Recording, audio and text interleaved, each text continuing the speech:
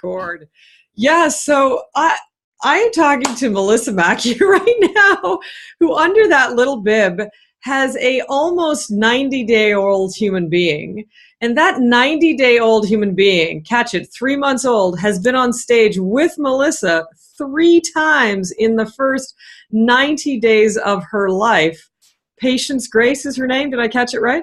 Yes, that's right. Patience Grace. Stunning. And Melissa's business partner, Melissa, just had a baby 4 months before that, and they are they're as single moms, living their entrepreneurial life fully and completely without missing a beat, yet honoring motherhood, honoring this new being in the world, and doing their gig on stage, like nursing, teaching, training, like you name it, keep going. I just wanted to introduce. Oh my God. Yeah. And it was last week, I was in Vancouver for our last event. I extended my stay there for about 2 weeks because I'm working with another business partner. We're organizing a huge conference in Bali this November for women called the Awakened Woman Conference. And she's a mom as well. She just gave birth back in August. So she has a 8-month-old child. And here we are sitting at the table, typing on the emails, sending out phone calls, doing the business. Our boobs are hanging out. And her partner comes into the room and he's like, oh my God, this is just like picture perfect. Like we're sitting there in front of our computers, babies are on the boobs. Like it's just, and I'm like, wow, like this is life. Like this is, there's nothing stopping us from living our life and still running our business, Amazing. And totally amazing. This has shown me what is possible. And when you're really fired up about something or a cause or what you're working on, it's like nothing really gets in the way. Well, a few things, I'm almost gobsmacked and speechless for one. So fantastic, like you're introducing a whole new paradigm. So yes. One vibe I'm getting, there's 2 or 3. One is one of our Success Mastery pals, Levi, is from Zambia and his partner's from Tanzania, and they have a little one. Mm-hmm. But regardless, we often talk about kind of, life back home, or life with our native cultures, or life in kind of, cut from the fine cloth earlier days in Europe, that sense of when family was all inclusive. Mm-hmm. And then we went through this weird blip on the screen that kids and family life and messy things have to be separate from our business life. Yeah. And then we went through this other phase of you have to get rid, you have to, have your career first and then your family life. Mm-hmm. And now you and Melissa and other fabulous women and men, I'm sure, are ushering in this whole nother reality of you could have family be integrated, i.e. little babies integrated while you're promoting an event, while you're leading an event, while you're on stage. It's ushering in a whole new era of permission mm-hmm. and rule changing. Yeah. Because I'm sure you can still professionally promote and professionally deliver a service when you're on stage. Hands down. And yet you are changing the rules of what's okay and what's possible. And in fact, inviting being real and authentic and family life back into the business world or our world, period. So hats off to you for being part of the stewardesses ushering this into the new paradigm. Yeah, and you said it exactly. When we were in Vancouver, are you familiar with meetup.com? Sure. Okay, so there's one of the largest Vancouver business networking communities that exist in Vancouver, and they had a networking function on a Saturday morning, and Melissa and I got up early, we got the babies ready, and we headed off to this networking function. And instantly people think that you're not allowed to bring babies. Like it's just, you don't do that. And at this point, we're in the mindset of how can we integrate these babies into our life? I mean, it's part of our job to network in order to grow your business. I mean, your network is equal to your net worth. Correct. So we show up, we had our strollers, and it was winding staircase. And I was like, oh my God, we got to find a way. There's an elevator. The elevator is closed. So we found a maintenance man. We got him to open the elevator, get us into the door, and another lady was coming up, and she's like, "Oh, are you two girls heading to the networking group?" And we said, "Yes, we sure are." And she looks down at our babies, and she looks back up at us, and she said, "The babies are going too?" And we said, "Well, yes. Like it's not even an option. I mean, they're here." Yeah. And so on the way up in the elevator, this lady, I mean, she was probably in her 60s. She said, "Oh, geez, like, how old are these babies?" Mine is obviously younger and breastfeeding, and Melissa is still breastfeeding as well. And she said, it was in my day and age, it was absolutely a big no-no. You could not breastfeed in public. And Taboo. And it is, and it's still taboo. Of course, it's such a controversial topic still to this day. I mean, you see stuff plastered all over the internet. And so we go up and we get welcomed right in. Nobody says anything about the babies, not even one person. And we sit at the back of the room, and of course, the baby starts fussing, so we start feeding it. And I mean, it's like we are showing people what's possible. Stop limiting yourself. And so many women, they just stay home with these babies. They don't venture out. They don't continue to live their life. And then what happens? They lose themselves. So many women have lost who they are because they still, when they have the babies, they stop focusing on what brings them joy, what makes them happy, and living their life. And so losing themselves. Completely. And it's like, we really, I feel, are trailblazers. I completely concur. I'm going to send you your first official badge or something, trailblazers. So you and I both know this was totally spontaneous. I had no plan on recording this, but you just kind of took my breath away at who you are and what you're doing. So I'd love to just ask you before I sort of click stop on record, for whoever is watching this, what would be your top 1, 2, 3 tips when you're either networking and or on stage, when you're doing your business out in the world? What would be your top few tips to women like yourselves to integrate this in a seamless way that honors you, honors the child, and honors the business that's occurring all at the same time? Well, I think the biggest thing is asking yourself really important, empowering questions, like beginning with the word how and what. What is it that I'm looking for? And how can I get this done? Because instantly inside our head, especially when it comes to networking, I know many people go to these networking events, but they don't even speak to anybody. And they have this fear, and it's that thing that goes on inside the brain, talking you down. It's a small voice saying, "Who are you to do this?"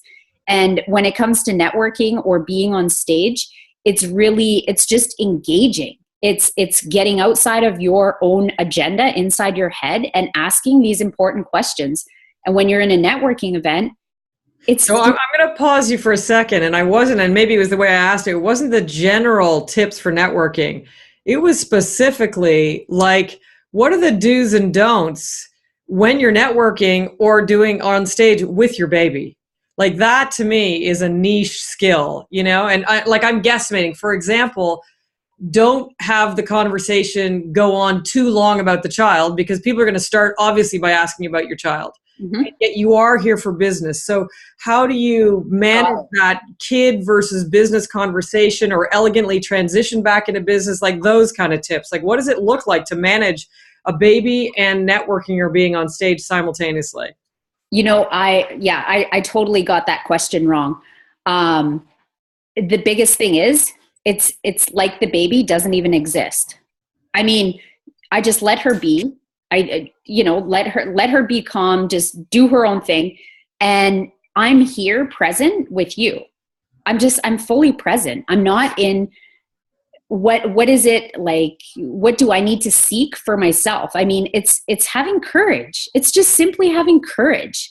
What is courage? It's having the fear and doing it anyways. Love it. So for me, and I'm being the devil's advocate listener, you got the first half of a great answer. I want to just help you get at that second half, which is on the business side. I would completely concur with you. Just be like you're being with me, totally present. We're connecting, we're networking, quote unquote, right now, and we're doing business. Yeah. And there might be a little voice in some listener's head that's watching this saying, act as if the baby doesn't exist. Let me see if I want a sounding board, see if I know what you mean. So what I'm hearing is act, quote unquote, normal, like you're networking or being on stage training, as you're normally being in business, energetically committed to the person you're interacting with. And yet some part of you isn't energetically ignoring your baby. So what is that inner maternal part of you doing while you're completely focused on the person you're networking with or being on stage? There must be some other part that is in somehow silently, energetically honoring your child. What does that look like or sound like? Do you know what I'm asking? Yeah, like it's, I experienced this just in my house the other day. And what I experienced was, oh my God, I got all these emails. I got to make these phone calls. And when I make a phone call, that is a business call, I don't want a baby crying in the background. Inside my own being, I was so frazzled. I was scattered. My energy was all over the place. And I actually broke down. I started crying because I was like, I have all this stuff to do and it's already 4:00. It's 6:00 out east. Like this stuff isn't getting done. And what I realized after a conversation I had with a business colleague that night, she said, Melissa, listen to what you're saying. Your energy is frazzled and scattered and it's all over the place. And guess what? The baby felt that. The baby felt that energetically. Yesterday was a beautiful day. She woke up. I fed her. I played with her and I put her back to bed. I made so many calls yesterday uninterrupted, not paying attention to focusing on my baby crying and not going to sleep. It was, you said it, it's this energetic vibration that the baby picks up on. So if I'm on stage thinking about, oh my God, I got to close this sale and I got to get that person in, in my program, I'm not there. I'm focusing on a separate agenda, which is then causing the energy that's that frazzled, scattered energy. And perhaps my baby is going to feel that energy. And because I'm focused on getting this sale, I'm actually not present to listening to you. What is it that you really want? It falls back to give people what they want and deliver what they need. Yeah, I'm going to pause you because you got a lot of value bits here, nuggets here. So, and I want to divide and conquer, so to speak, or divide and honor, not divide and conquer, but divide and honor. Because one thing that you said is for parents or not, for people with or without babies and children in tow. And that is focus on what you want versus what you don't want. How many people are paranoid about the sale, freaking out about their prospects, whether they're judging them or not, versus being a stand for their prospects and saying, here's what I'm raising you up to. Here's your highest potential. If you want to join me, awesome. I'm going to be a stand for you. And if you're not, I'm unattached. I'm good. It's all okay. So that first nugget is brilliant for anyone of what are you focusing on? And whichever you're focusing on, panic on prospects or being a stand for a sale and your clients, you're going to get that. So that's clear and absolutely valuable. And something that's just, again, extraordinary, that's giving me shivers, is that, let me just say, and not necessarily go down on record, but some people have said that the latest sort of wave of generation has been so overly focused on our kids. There's been this pendulum swing of, oh dear, you're so smart, you're so clever, you're so beautiful, you're everything, you're the world to me. And they get overly trained that they are the epicenter of the universe. Versus, the other generation before that, we might have complained it was the other side of the pendulum swing, that we were ignored by the generation before. So you've got ignored over here, then overdoted over here. Yeah. Now, I might say that you are actually off this continuum entirely and right up here, which is you are modeling presence, period. Whether presence to Patience Grace, your daughter, or whether presence to a client, no matter what, she's one, experiencing presence, and two, experiencing presence when it's not primarily directed to her. That she's not necessarily the epicenter of the universe, yet can still be around humans that are being present. And that is a subtle, as my meditation coach would say, subtle but significant teaching to be in the presence of presence without having to be the primary focus of that attention. Did you track that? Yes. Because I'm tracking you, and that is stunning. And we could like go on for a couple of hours, but I'm going to, if I can, at least to keep this tighter, and again, it's spontaneous. One other key question, I'm sure we could create more tips, but the presence one is stunning. And so that was one kind of tip of how to be in public with a baby or a child and still be brilliant, which is be present as you always are in business and allow that to just be a part of the environment. Yeah. The second question is one, and I'm sure there's 100, one benefit this new paradigm has brought to your business. One benefit in the last 90 days of you being real and authentic with your baby while you're doing business. I'm sure there's a dozen, but one win that you've experienced. You know, it's having women come up to me at an event and just sharing how beautiful it is to see somebody that's younger living a life that you're living. Because it's what this baby has experienced so far in her short life, some people don't even experience in 10 years or maybe even in a lifetime. Yeah. And it's the biggest thing that the biggest benefit is allowing myself to be who I am and allowing her to be who she is. Because, you know, just like what you said earlier, this old generational thinking has been keep your mouth shut. Asking for help is a sign of weakness. We definitely do not want to talk about how we really feel. And that is not how I want to raise my daughter. And it's getting in front of all these people. You're learning how to deal and interact with all these different human beings that are unknown to you. And even for ourselves, it's so important because this idea of how things should be, it's not. It doesn't even exist except for up here, what we choose to believe. So it's just creating that possibility for anybody to be who they are with no judgment. Unbelievable. And I also think of quote unquote the alternative, the quote unquote nightmare that so many young moms are living. Okay, especially single moms, especially entrepreneurial moms. Yeah. You know, you got a corporate job, you get maternity leave, you get cash, you're relaxing. It's like, you know, it's okay. It works, you know. I don't want to say vacation because it's a big job raising a kid, but I'm saying you're getting paid to raise your kid. Yep.